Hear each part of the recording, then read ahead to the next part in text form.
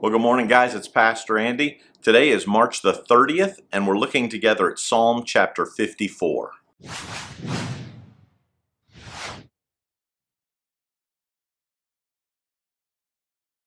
Psalm 54 is written at an interesting time.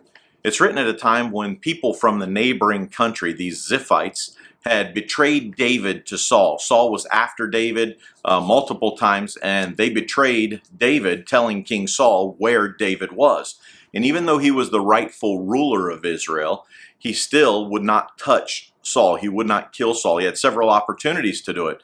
But David said he wouldn't touch God's anointed because God had not lifted David up into the spot of being king, and he was not going to kill the man who God had put into that place. He wouldn't touch him. So at this time, these people betrayed David. And when we read down through here, we read in verses like verse 3, "For strangers are attacking me, violent people are trying to kill me. They care nothing for God."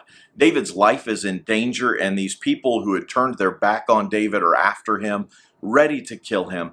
But what jumped out to me is the transition verse in this chapter where David goes from begging God for help to this middle verse, verse 4, that says this, "But God is my helper. The Lord keeps me alive. May the evil plans of my enemies be turned against them." This turning point in David's life where he comes begging God for help because of these people turning their back on him and betraying him to Saul. And if you read the story that parallels this and the time when it was written, at that time of the turning point, someone visited David and encouraged him. And it was David's close friend, the son of Saul, Jonathan. And as I read this, I thought, how many times has there been people in my life who I'm going through a difficult time and they have encouraged me? And it made me wonder, I wonder whose Jonathan I am.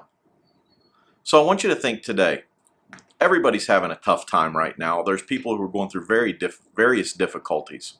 How can you be a Jonathan to them? How can I be a Jonathan to someone who is in need, someone who needs encouragement? Because the truth of the matter is we all need encouragement, and it can make the difference in our life. And it made the difference in David's life. This was the turning point where he went from begging God to rejoicing and promising to serve God for the rest of his life. A good friend can make all the difference in the world. Who are you being a friend like that to? Who can you and I encourage today? Who can we lift up and tell them that God loves them and God cares about them and just speak a kind word into their life? Who can we do that for today? So I encourage you, here on this Monday, March 30th, find someone that you can encourage, that you can lift up, that you can help, that you can step in and say a kind word or speak a kind word into their life.